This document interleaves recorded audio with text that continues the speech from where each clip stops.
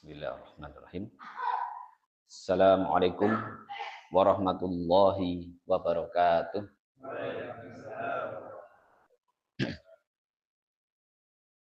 Alhamdulillahi ala ihsanih wa syukru lahu ala taufiqihi wa amtinanih. Asyhadu an la ilaha illallah wahdahu la syarikalah ta'ziman li sya'nih. Wa asyhadu anna Muhammadan abduhu wa rasuluhu ad-da'i ila ridwani. Wa sallallahu alaihi wa ala alihi wa sahbihi wa ikhwani. Matang para rawuh para jamaah rahimani wa rahimakumullah. Sugeng dalu panggih malih nggih Pak Bu.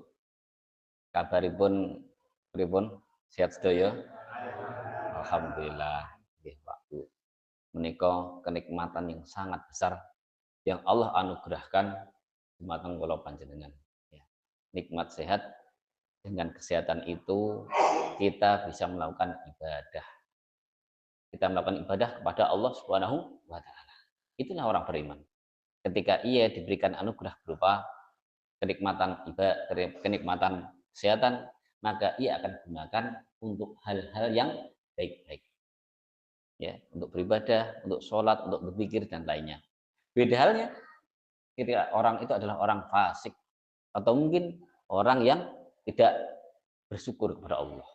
Maka kesehatan yang ia dianugerahkan oleh Allah padanya, maka ia tidak gunakan untuk hal-hal yang baik. Ya, maka dari itu semakin kita mensyukuri nikmat kesehatan tersebut, maka Allah akan menambahkan kenikmatan kesehatan tersebut dan bisa menjadi Allah tambahkan dengan kenikmatan-kenikmatan yang lainnya.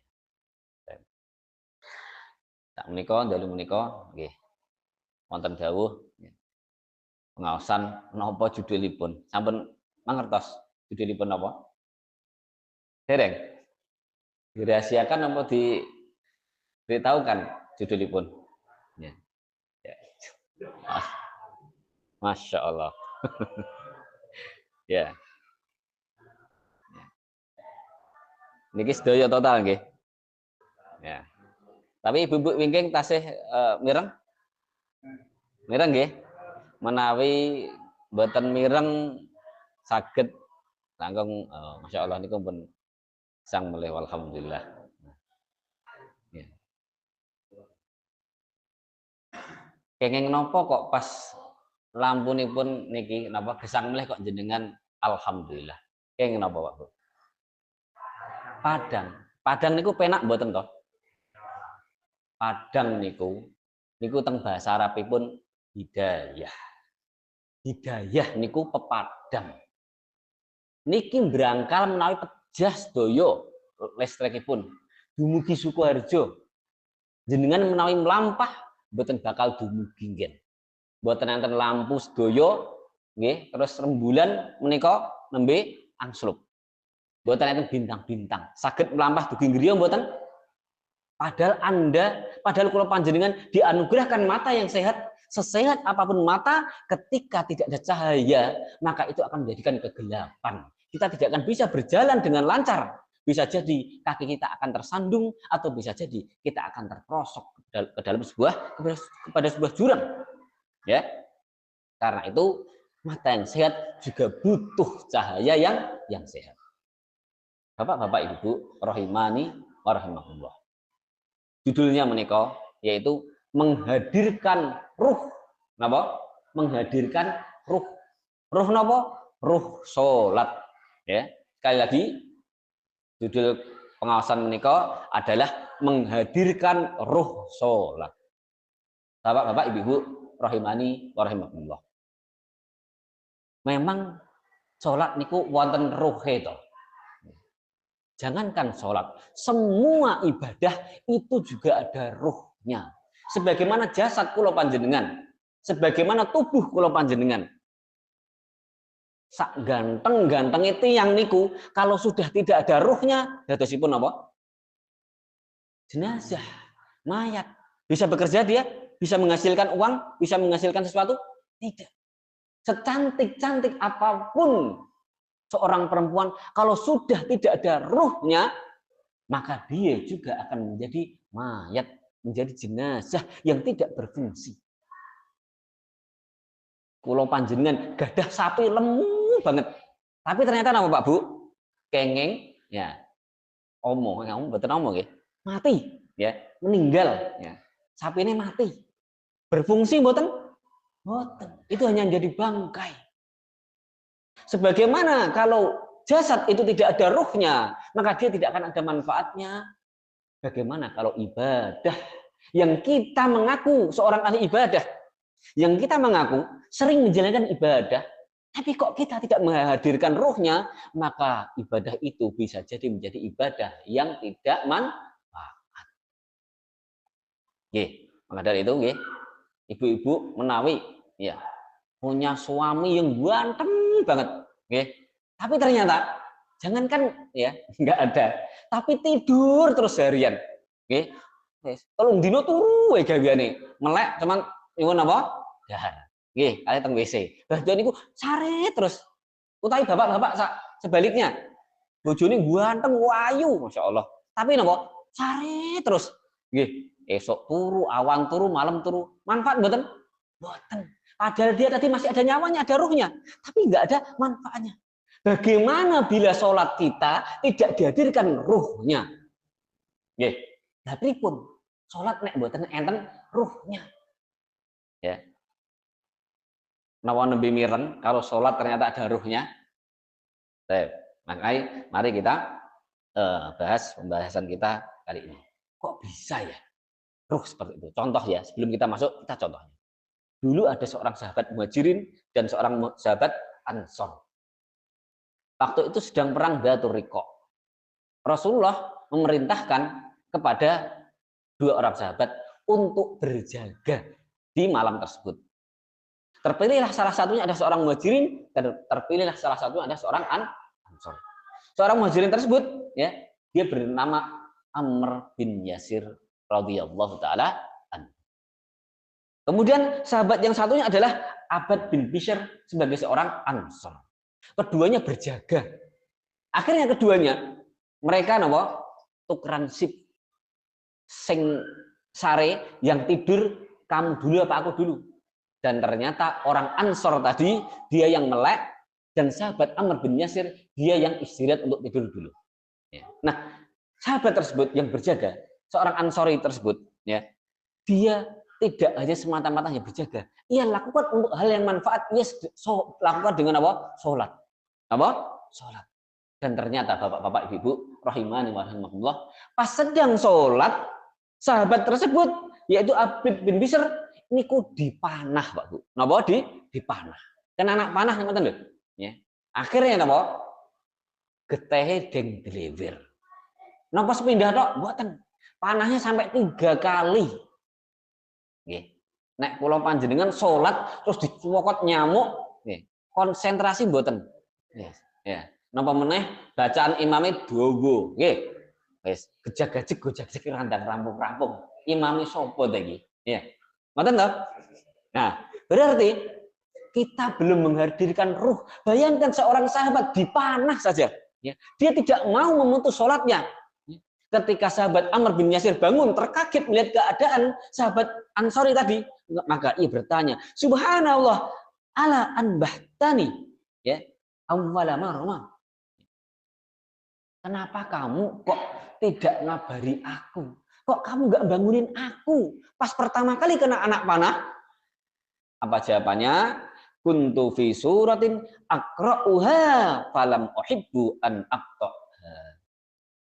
Aku pas sholat itu sedang membaca ayat Al-Quran dan aku menikmati bacaan tersebut dan aku nggak suka memotong bacaan ayat tersebut. Subhanallah. Bayangkan kena anak panah, darahnya ya menetes ya, ke seluruh tubuhnya. Tapi ia masih meneruskan sholatnya. Tidakkah kalau panjenengan juga ingin sholatnya ya minimal nggak seperti sahabat tersebut, tapi minimal ya kalau panjenengan betah. Bagaimana caranya? Ya, ayyuhal abidu lillah. Bapak-bapak, ibu-ibu rahimani wa rahimakumullah. Kalau panjenengan yang mengaku hambanya Allah. Gitu, sedaya niki hambanya Allah toh. Ya. Kalau kula panjenengan ngaku hambanya Allah. Ya. Ai al-muti'u lillahi. Orang yang taat kepada Allah. Hambanya Allah yang taat kepada Allah. Hal anta tastashiru qurratal aini fis salat. Napa kula panjenengan sudah merasa pas saat salat niku merasa qurratul ain. Qurratul ain niku napa? Sangat suka, sangat seneng. Kalau terjemahan saat ini letterlek nggih, penyejuk pandangan. Nggih, penyejuk pandangan. Kanjeng Nabi nate dawuh, ju'ilat qurratu aini li bisolah. Dijadikan penyejuk pandanganku, sesuatu yang menyenangkan bagiku adalah pas saat salat. Lah menika hal anta tashuru bisa adatin wa anta sajidun baina yadayillah. Lah kula panjenengan napa merasakan kenikmatan saat jenengan kula panjenengan sedang sholat? Padahal sholat itu berada di mana? Di hadapan Allah Subhanahu wa taala. Idza kunta tas'uru bidzalik fahani'an laka tsumma hani'an laka. Nek kula panjenengan pas sholat merasakan rasa nikmat, rasa senang sekali, maka hani'an. Ya, maka selamat. Maka selamat bagi Anda. Ya, maka jenengan menjadi napa? Orang yang taat kepada Allah, orang yang merasakan kelezatan beribadah kepada Allah Subhanahu wa taala. Nek kula panjenengan boten merasakan kenikmatan saat kita sedang berada di hadapan Allah Subhanahu wa taala, hawil antashiru au antastashiru. Ya, hawil antashura au antastashiru. Nek kula panjenengan belum merasakan rasa lezatnya salat di hadapan Allah Subhanahu wa taala, maka carilah rasa kelezatan tersebut atau minimal berusaha berlezat-lezatan di hadapan Allah. Ya, nek kula panjenengan bahasanya etok-etoke merasa seneng, etok-etok merasakan rasa kelezatan tersebut. Ya. Saat kita napa? Salat di hadapan Allah, ya. Balik dalika, ya. Nek wonten Bapak-bapak, Ibu-ibu rahimani wa rahimakumullah. Ya. Al ibadatu hiya tanbu'u min qalbil muhibb. Ibadah niku hanya muncul, hanya tumbuh dari hati orang yang dia napa? Al-muhib. Al-muhib niku napa?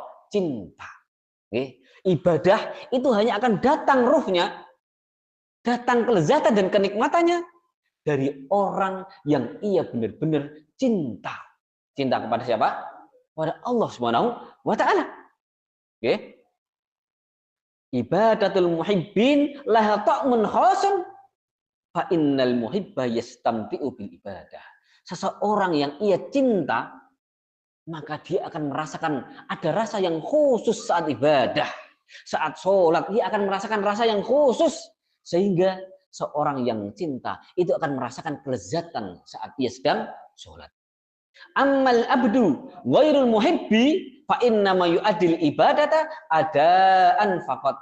Akan tetapi seseorang yang dia bukan seorang hamba yang cinta, hanya seorang hamba saja, ia tidak merasa cinta kepada Allah, maka dia hanya sekedar menunaikan ibadah saja.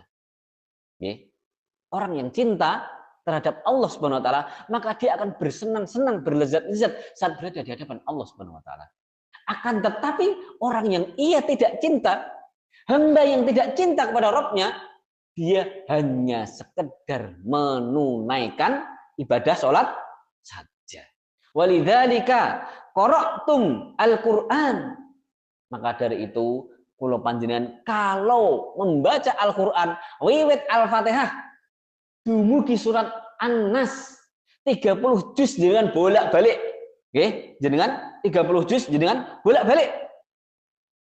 Falam tajidu ayatan ta'muruna bi ada'is shalah. Raqima annaha fardhatun.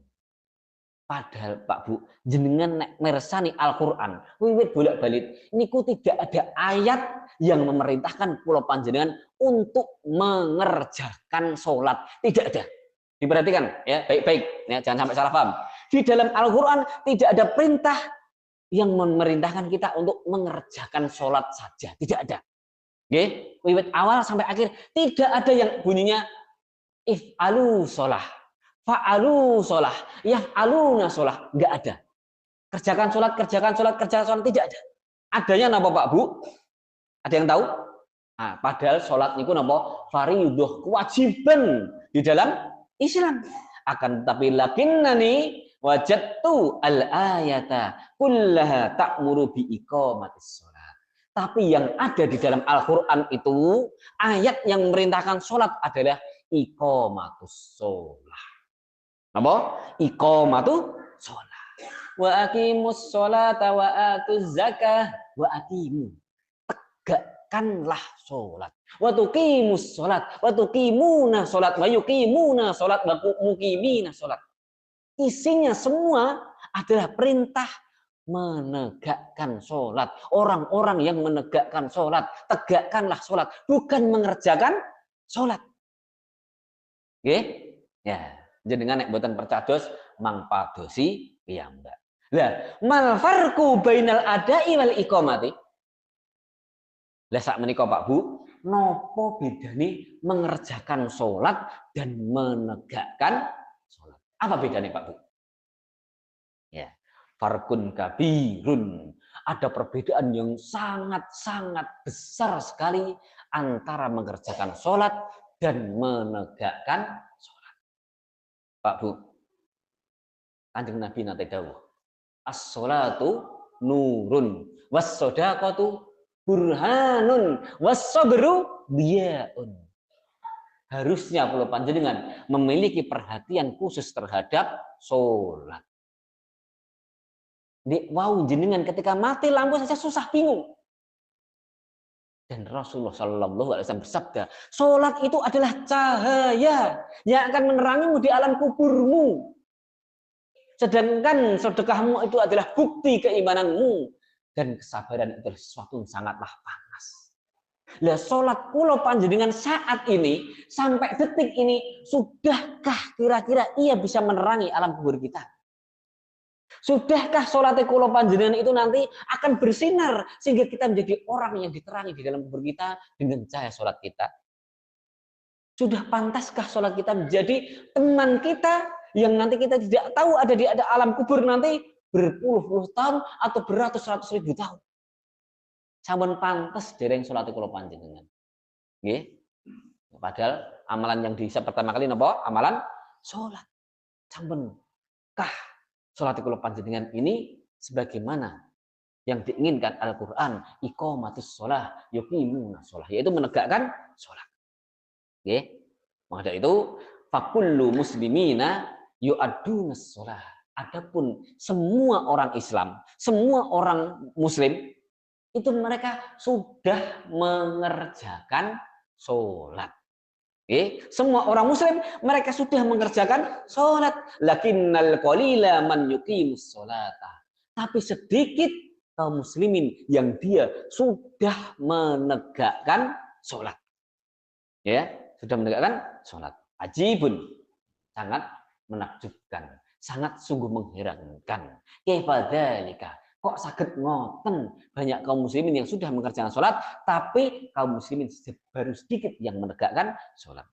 Ada ussolati hiya aqwalun wal af'alun makhsusatun taftatihu bitakbiri wa tahtatimu bitaslimi.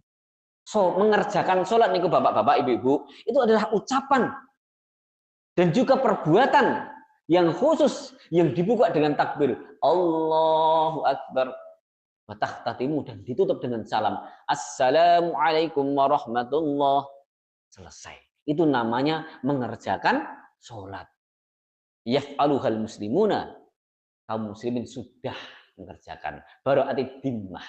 Sudah napa? Tanggungannya sudah selesai. Tapi tidakkah dia menginginkan sebuah imbalan? Tidakkah ia menginginkan sebuah ganjaran? Hanya sekedar menunaikan tugas saja? Ya, kalau kula panjenengan dituntut oleh seorang atasan, ayo kerjakan ini. Jenengan kerjakan. Jenengan mboten digaji, rugi napa mboten? Rugi. Nah, kula panjenengan salate niku wau, iya sudah dicatat dia sudah mengerjakan salat, tapi kalau enggak ditulis bagaimana Pak Bu? Lakin isma' ila hadithi al-habibi alaihi salatu wasallam. Dengarkan hadis Nabi kita Muhammad sallallahu alaihi wasallam. Inna minar rijali man yusalli sholata fala yuktabu lahu usyruha. Ada seorang hamba, ada seorang muslim yang ia sholat tidak dicatat, tidak ditulis pahalanya, hanya sekedar 1/10-nya saja. Nek jenengan nyambut damel sehari digaji, di dalam undang-undangnya 100.000, ternyata jenengan pulang tidak membawa uang 100.000, cuman dikasih 1.000 perak. Puas betul? Rugi, betul cuman puas, tapi nawa rugi. Ya, usru sawabiha.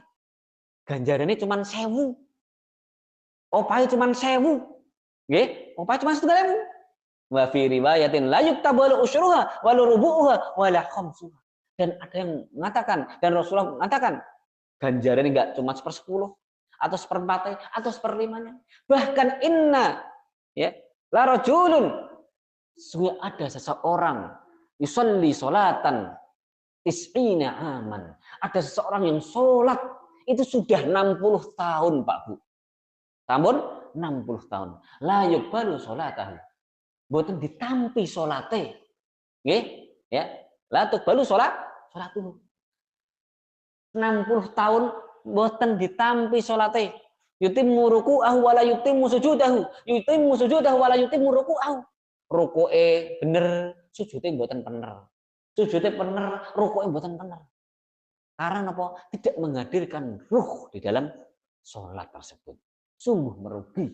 Ya, orang yang apa? Sholatnya tidak ditulis, tidak diberikan pahala. Ya.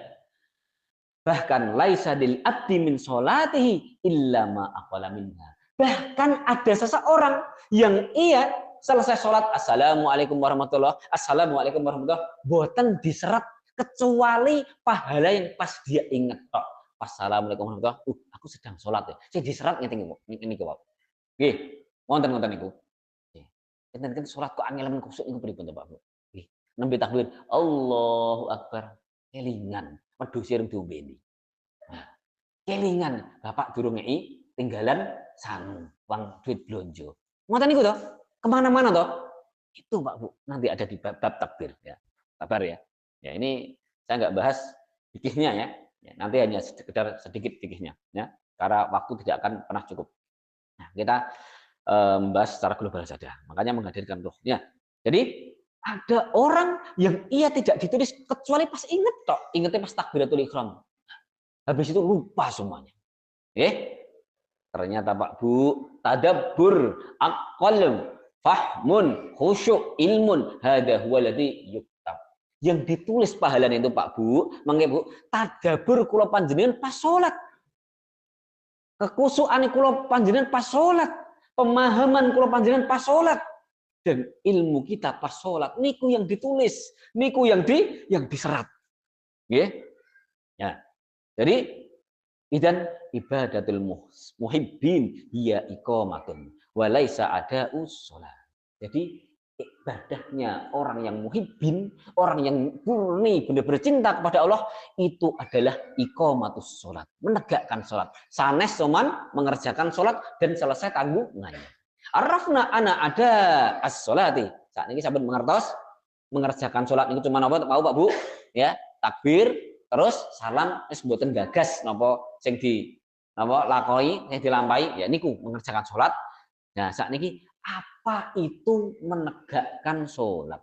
Ya, menegakkan sholat niku bapak-bapak, ibu-ibu, dia adalah antatawajjaha biwajhika wa qalbika ilallahi fis sholati minat takbiratil ikhrami ila taslim. Menegakkan sholat niku Pak Bu, kula panjenengan menghadapkan seluruh badan kita yang dohir ini mantep menghadap Allah Subhanahu wa taala dan juga menghadapkan hati kita kepada Allah Subhanahu wa taala wiwit takbiratul ihram dumugi salam. Assalamualaikum warahmatullahi wabarakatuh. Niku dari awal sampai akhir kula panjenengan berusaha menghadapkan seluruh jiwa dan raga kita, jasad dan ruh kita kepada Allah Subhanahu wa taala. Tilka hiya iqamatus shalat. Al-matlubu minna iqamatuha. Itu loh, menegakkan sholat dan itu yang dituntut dari kita oleh Allah Subhanahu wa taala. Ya, sehingga kula panjenengan nggih menghadapkan kepada Allah dengan hati saat takbiratul ihram. Menghadapkan hati dan jasad kita pas membaca Al-Fatihah. Juga saat rukuk kita, saat kita mengucapkan sami Allahu liman hamidah, semuanya kita hadapkan kepada Allah Subhanahu wa taala sampai kula panjenengan apa? Sampai kula panjenengan salam. Jadi yang diganjar, yang ditulis pahalanya niku wau konsentrasi kula panjenengan, tadabbur kula panjenengan di hadapan Allah saat sedang sholat. Nah, niku wau napa? Menegakkan sholat. Sekali sepeda meleh, napa bedane menegakkan sholat sama mengerjakan sholat? Nek mengerjakan sholat, nggih, cuman napa? Takbir Allahu Akbar, wes rampung. Ya, salam, wes dan rampung nih. Enten ngoten seperti itu? Banyak.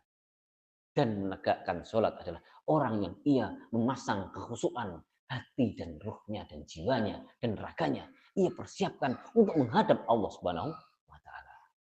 Sangat miris Bapak-bapak Ibu kaum muslimin rahimani wa rahimakumullah, masih ada sebagian kaum muslimin yang mereka paling banyak kejadian seperti ini adalah pas saat taraweh. Wonten mboten taraweh? Taraweh pun kados balapan. Nggih. Balapan. Balapannya pripun? Cepetan.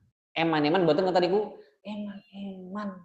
Maka dari itu Bapak-bapak Ibu-ibu rahimani wa rahimakumullah, kita berlindung pada Allah Subhanahu wa taala dari ibadah yang tidak diterima. Oke. Nah, dari itu ya, saat ini kita sedang belajar yang namanya ruh salat. Baik. Ya, ruh salat. Bagaimana caranya? Ya, yang pertama yang kita lakukan adalah saat kita takbiratul ihram. Takbiratul ihram itu napa Pak Bu? Ada yang tahu takbiratul ihram? Napa takbiratul ihram? Salat niku wiwitane napa? Takbiratul ihram. Takbiratul ihram niku Allahu Akbar apa ngeten? Niki namanya napa? Raf'ul yadain. Napa? Raf'ul yadain. Mengangkat kedua tangan. Adapun takbiratul ihram niku ucapan kula panjenengan Allahu Akbar. Ucapan Allahu Akbar sama raf'ul yadain itu beda hukumnya. Napa? Beda hukumnya. Saya singgung sedikit bab fikihnya. Di dalam ibadah, terutama sholat, itu nanti ada 3 hukum. Ya, sekali lagi, di dalam sholat nanti ada 3 hukum. Hukum yang pertama adalah rukun. Apa? Rukun. Yang kedua adalah wajib. Yang ketiga adalah sunnah. Ada 3 hal tersebut di dalam sholat. Apa bedanya? Rukun adalah sesuatu yang tidak boleh ditinggalkan sama sekali. Barang siapa yang meninggalkan, ya, dan ia meninggalkannya dalam keadaan lupa. Ya, kalau sengaja jelas nggak sah.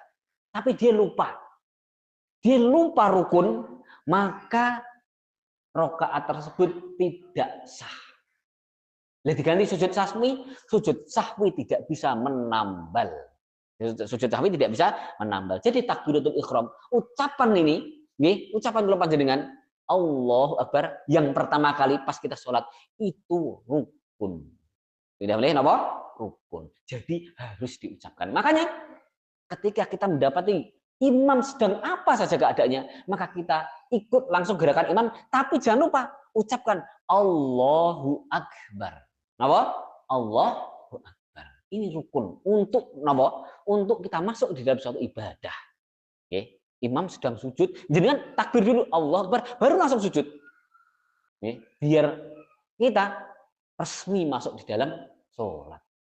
Nah, yang takbiratul ihram pertama niku Pak Bu, napa? Niku rukun. Makanya disebut ihram itu haram. Mau ngomong, mau makan, urusan-urusan yang berkaitan tentang dunia itu tidak boleh. Ya, makanya takbiratul ihram sudah nggak boleh ngapa-ngapain. Nah, ada penggerakan begini, Allah Akbar, ini raf'ul yadain, ini hukumnya sunnah. Napa? Sunnah. Apa bedanya sunnah dan wajib?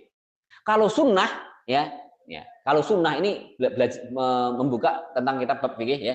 Ketika sunnah itu kita lupa ya, atau ditinggalkan, sengaja memang ditinggalkan. Allahu Akbar, tangannya enggak sedekap. Itu sholatnya tetap sah. Tapi dengan ya, raf'ul yadain terus dengan begini itu lebih baik. Itu mesti ada keafdalan tersendiri. Ya. Jadi ini sunnah. Lah kalau wajib, wajib tiku, maka ketika ia lupa, maka boleh ditambal dengan sujud sahwi. Ya. Sekali lagi saya ulangi, rukun itu ketika kita lupa atau tidak mengerjakannya, maka rakaat tersebut tidak sah. Oke. Nah, ketika wajib kita tinggalkan, maka nggak apa-apa lanjutkan. Tapi nanti ditambal dengan apa? Sujud sahwi. Adapun yang sunnah-sunnah tadi, ya, ketika kita lupa atau kita tinggalkan, maka tidak mengapa, tidak perlu diulangi sholatnya. Jadi makanya jangan heran ketika jenengan pergi ke luar negeri, ada orang yang sholatnya Allahu Akbar itu tidak mengangkat tangan dan tidak sedekap. Ada madzhab yang seperti itu. Ya kalau nggak salah Hanafi ya, kalau nggak salah Hanafi. Ya. Tapi ketika kita mengangkat tangan itu lebih baik. Ya, itu madzhab yang ada di tempat kita di negeri kita. Baik. Nah, ketika takbiratul ihram Allahu Akbar. Nama Allahu Akbar. Naam, idza waqata baina yadayillahi tabaraka wa ta'ala. Farafa'ta yadaika qailan Allahu Akbar. Pak Bu, kula nek panjenengan nek pun ready, pun siap sampun wudu. Bagi yang imamnya di depan, bagi yang makmum sudah baris, bagi ibu-ibu yang di rumah ya sudah pakai mukena sudah siap. Terus kemudian kita angkat kedua tangan kita, Allahu Akbar sembari mengucapkan apa? Allahu Akbar. Fala budda an yu'adzim qalbuka al-akbar subhanahu wa ta'ala. Maka wajib mau nggak mau hati kita juga ikut mengagungkan Allah al-akbar. Apa artinya al-akbar? Akbar itu apa? Maha besar. Ya. Sal nasak limada syarra Allahu jalla wa ala lana at-takbira fi bidayatis shalah. Jenengan mantanglet kalih jenengan piyambak kenging nopo Allah Subhanahu wa taala kok mensyariatkan ketika awal salat ucapannya adalah Allahu Akbar.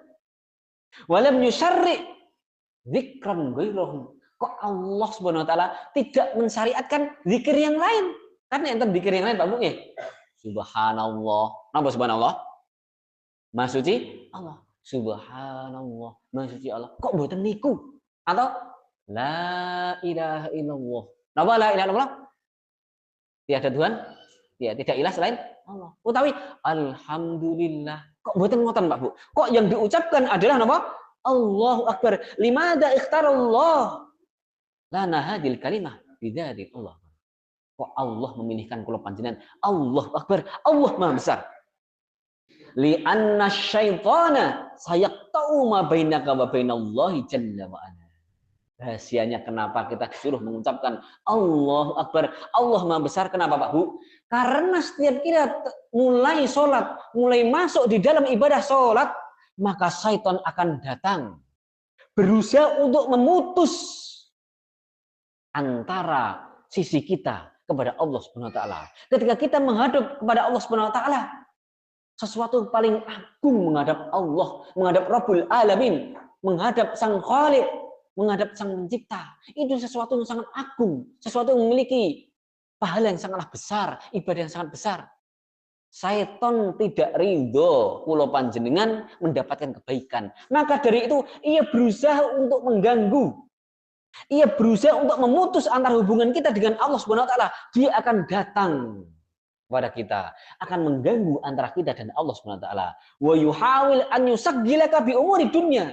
Dan setan berusaha untuk menyibukkan kula panjenengan dari urusan dunia. Oke, makanya ampun kaget ketika takbir Allahu Akbar niku wau dapure sing kemutan. Sabine sing kemutan, anake sing kemutan. Oke, itu karena setan datang berusaha untuk mengacaukan konsentrasi kula panjenengan. Fa'ataqallahu hadil kalimata bimusabatis sam. Maka dari itu karena setan berusaha untuk mencuri kekhusyuan kita. Berusaha untuk mengganggu konsentrasi kita, berusaha untuk mengganggu, menghilangkan pahala kita yang besar, dia berusaha untuk menghalangi kula panjenengan. Maka itu Allah anugerahkan, berikan kepada kula panjenengan suatu kalimat, yang kalimat tersebut seperti napa? Anak panah dengan busurnya. Li alladzi tadra'u bihi binahri syaitan fataqtuluhu. Yang ucapan Allah Akbar itu anugerah dari Allah. Ucapan Allah Maha Besar itu adalah anugerah Allah seperti anak panah yang dengan anak panah itu engkau menembak setan sehingga engkau bisa membunuhnya, sehingga engkau bisa konsentrasi kepada Allah Subhanahu wa taala. Allahu akbar min dunya afkaru fiha. Allahu akbar min auladin ansagilu biha. Allah itu lebih besar dari segalanya, lebih besar daripada dunia. Yang kula panjenengan mikir dunia wae. Sabene tinggal. Kerjaannya tinggal dulu. Dapurnya tinggal dulu. Ngone-ngone tinggal dulu. Allahu akbar, Allah lebih besar daripada apa? Anak-anak yang saat ini engkau pikirkan terhadapnya. Tinggalkan dulu. Anakmu tidak lebih besar dari Allah Subhanahu wa taala. Allah bahkan akbar. Kerjaanmu tinggalkan dulu, jangan engkau bawa kepikiran saat sholat. Allah lebih besar dari itu semua. Ya, Allahu akbar. Allah lebih besar daripada apa? Pekerjaan Anda. Dagangan jual beli Anda. Dari segala sesuatu yang itu membuatku sibuk memikirkan di dalam benakku ini, wa ana baina yadayillahi, dan aku saat ini sedang berada di hadapan Allah Subhanahu wa taala. Fa anna al-ana amamal akbar. Saat ini aku sedang menghadap Allah. Fala yajuzu an ansagila bil asgur. Maka enggak boleh kita memikirkan sesuatu yang sogir, yang kecil. Saat ini padahal kula panjenengan sedang di hadapannya Al-Akbar. Kula panjenengan sedang berada di hadapannya Al-Akbar. Jangan memikirkan sesuatu yang asgor, yang remeh, yang kecil. Bukankah di dalam Al-Quran datang ayat-ayat yang menyatakan semua yang berbunyi dunia, itu isinya adalah peremehan. Isinya semuanya ada perendahan. Ya. Wal akhiratu khairum wa abqa. Dan akhirat itu sesuatu yang lebih bekal. Tapi bal tu'thirunal hayatad dunya wal akhiratu khairum wa abqa. Ternyata Allah sudah tahu, tapi kalian tetap mengutamakan dunia. Kalian lebih mengutamakan dunia, padahal akhirat lebih kekal, lebih abadi. Itu kata Allah Subhanahu wa taala, bal tu'thirunal hayatad dunya. Kalian yang lebih banyak mengutamakan dunia. Bahkan sedang berada di hadapannya Al-Akbar saja masih sempet-sempetnya mikir apa? Sesuatu yang remeh-remeh. Kok kebangetan pas lagi Allahu Akbar, wah sandalku apik si anyar ya mau. Enak hilang piye. Ya, itu sangat apa? Kebangetan sinten? Diri kita. Apakah ini yang berbicara di depan sini sudah paling bagus sholatnya, sudah paling khusyuk sholatnya? Boten. Saat ini saya sedang menasihati siapa? Diri saya sendiri. Ya, bukan berarti yang di sini sudah terbaik. Boten. Saya sedang menasihati diri sendiri. Habis itu buat diri sendiri lagi.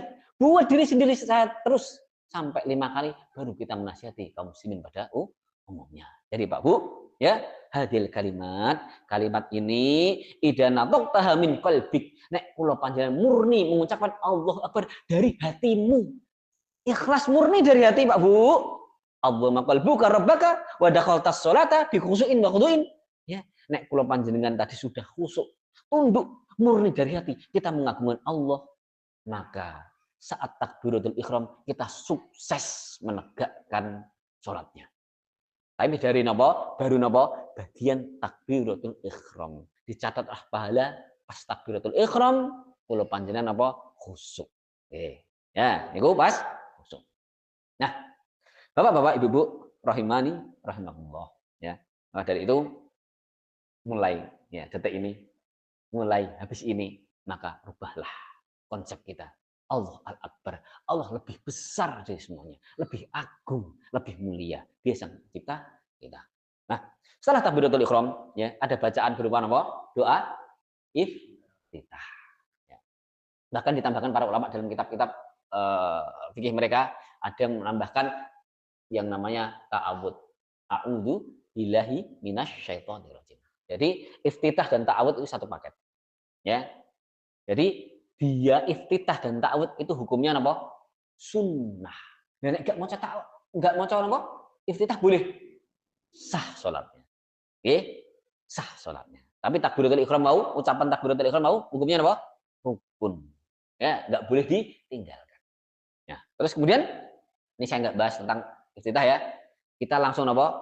Langsung membaca apa di situ. Baca Al-Fatihah. Ya.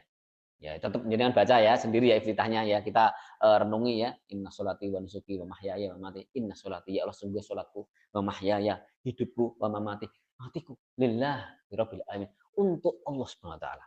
Oke, jadi lisan kita ketika mengucapkan ucapan tersebut resapi di dalam hati. Minimal jenengan kalau panjenengan belajar bab sholat Pak Bu. Biar bisa meresapi, aku gak mudeng, gak apa-apa bacaan yang lain, gak mudeng. Jenengan yang lain bahasa Arab yang lain gak mudeng, gak apa. Tapi minimal yang pas sholat itu jenengan pahami. Oke, yang pas sholat, bacaan tasyahud, bacaan Al-Fatihah itu minimal gitu kalau panjenengan pahami. Ya, disempatkan diadakan pelajaran seperti itu. Ya, yang lain gak paham, gak apa-apa. Aku wong Jowo, gak mudeng bahasa Arab, ya tidak apa-apa. Ya, tapi minimal yang sholat itu nanti yang akan memberikan apa Pak Bu? Efek luar biasa. Inna sholata tanha anil fahsya'i wal munkar. Ya, sanjangi sholat saged mencegah perbuatan keji dan munkar. Lah kok jek kathah tiyang pecinan kok angkara murka. Lah kok kathah tiyang pecinan jek gelem korupsi. Bahkan ya, naudzubillah ya, mohon maaf banyak yang berpecinan ngapunten kok ada yang cabul. Wonten mboten? Pelecehan. Enten mboten? Lah sanjange wong sholat lho. Lah kok sholat kok katanya mencegah perbuatan keji dan munkar, tanha anil fahsya'i wal munkar. Orang itu sholat kok tesih ngoten niku Pak Bu? Salah nggih ayatnya nggih? Ayatnya kalian nggih Pak Bu nggih? Leres? Ya, yang salah bukan ayat, yang salah orangnya. Bisa jadi dia belum menghadirkan ruh saat sholat itu sendiri. Sehingga sholatnya itu hanya sekedar gerakan dan gerakan, baru al-dimah selesai tanggungannya. Tapi tidak mencerminkan perbuatan dan akhlaknya sebagai seorang yang mukim sholat, orang yang menegakkan sholat. Oke, maka hati-hati Pak Bu, jenengan niku sing pinarak wonten mriki niku dipirsani kaum muslimin yang lain yang mereka belum taat. Mereka itu berkhutbah pada kula panjenengan. Kae yo, bapak kae sering neng masjid, sering sarungan pecinan. Niku jenengan Pak Bu, buat secara tidak sengaja ya, niku dijadikan khutbah. Oke, akhlaknya apa ya? Kayak lu, ibu kayak sing jilbaban kayak ramai pol, ya ramai pol, ya nggak tahu napa, nggak tahu ngerasani tanggane, betul Pak Bu ya, ya masya Allah ya seperti itu, ya. Jadi kalau panjenengan ini dijadikan khutbah orang yang lain. Nah, enten sedikit kesalahan kalau panjenengan, maka dia akan langsung mengarahkan kamera ke hadapan kalau panjenengan. Kailu. Jadi ya ini dakwah dengan apa? Dengan perbuatan. Aku ra iso dakwah ning mimbar, enggak apa-apa. Tapi jenengan dakwah dengan perbuatan. Kalau sering di masjid, enggak tahu siapa tahu 3 tahun kemudian, 5 tahun kemudian ini tersentuh hatinya gara-gara sering ngersani jenengan datang di masjid. Gara-gara sering merhatikan ibu-ibu yang berjilbab, sering ngaji. Kok kayak apian banget nih. Ya Allah, aku ngutang duit 50.000 enggak usah kon bayar. Enten tahu enten itu? Mungkin kalau nyuwun nomor teleponnya. Ya, baik. Nah, sampun Al-Fatihah. Ya, ini mungkin buatan rampung kemungkinan Pak. Buatan apa nggih? Sak dugine nggih. Ya. Hari ini termasuk pelajaran yang penting. Nah, kemudian qiraatul Al-Fatihah. Qiraatul bitadabbur. Membaca Al-Fatihah dengan tadabbur. Kita baca Al-Fatihah. Adapun Al-Fatihah niku Pak Bu, ya, saya cenderung kepada dia adalah rukun. Napa? Rukun. Nek boten maos Al-Fatihah, maka sholatnya bisa tidak sah. Sekalipun ada ya yang berpendapat di antara madzhab Hanafiyah, mereka tidak mengatakan bahwasanya Al-Fatihah itu bukan rukun. Ya, karena beliau berdalil faqra'u ma tayassara minal Qur'an. Maka bacalah bagimu bacaan apa saja yang paling mudah di dalam Al-Qur'an itu, maka sah. Ya, maka sah. Bagaimana hadis juga orang yang musik, orang yang sholatnya rusak, Rasulullah SAW memerintahkan baca apa saja yang mudah bagimu dari ayat Al-Qur'an, tidak mengatakan Al-Fatihah. Tapi saya cenderung pada yang 3 madzhab bahwasanya Al-Fatihah itu adalah rukun. Sehingga mau nggak mau Al-Fatihah harus dibaca. Lah siapa yang baca? Makmum apa imam? Ya niki biasanya ini. Kalau jano males lebet bab biasa ngeten niki. Tapi tidak apa, ya ini khilafiyah. Ya. Ini khilafiyah tapi yang saya yang condong cenderung bahwasanya Al-Fatihah itu dibaca oleh imam. Pas sholat jahriyah ini sholat yang dibaca kenceng ngoten niku, ya, maka makmum boleh mendengarkan. Dengan berdalil ya, fa idza quri'al Qur'anu fastami'u situ lahu la'alakum turhamun ya. Jadi ketika dibaca Al-Qur'an maka dengarkanlah. Jadi saya sendiri pribadi condong pada bahasanya makmum hanya mendengarkan, biar imam yang baca.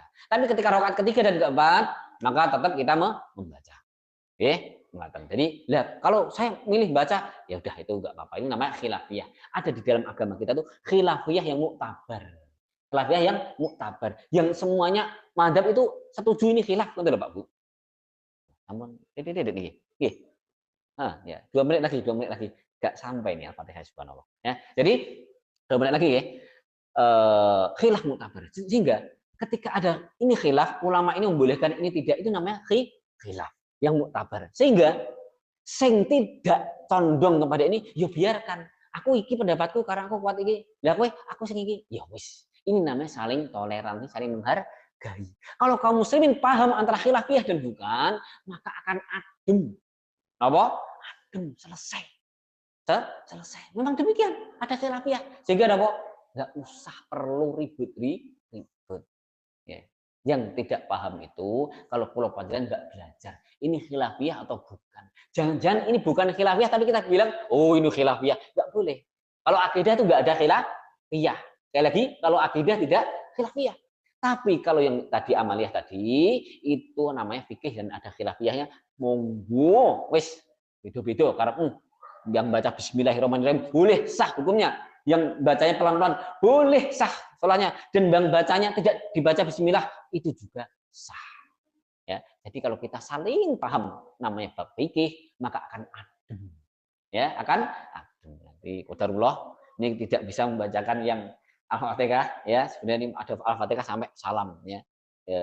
Semoga di lain waktu kalau panjenengan sakit menyelesaikannya, ya kurang lebihnya saya mohon maaf ya kalau ada kesalahan khilaf kata dari saya, itu adalah murni dari saya pribadi, dan adapun kebenaran itu datang dari Allah Subhanahu wa taala. Sekali lagi, yang di depan ini bukan berarti yang sudah paling bagus salat mboten. Sami kula nggih, sami ugi belajar. Kula cuman ajeng napa tutur pitutur, cuman ingin berdakwah ya sebagaimana kemampuan saya yang seperti ini ya. Jadi dimohon maaf kalau ada kekurangan. Kita tutup dengan doa kafaratul majelis. Enggak ada pertanyaan toh nih? Ada toh? Ya, kita tutup dengan doa kafaratul majelis. Subhanakallahumma wa bihamdik asyhadu an la ilaha illa anta astaghfiruka wa atubu ilaik. Assalamualaikum warahmatullahi wabarakatuh.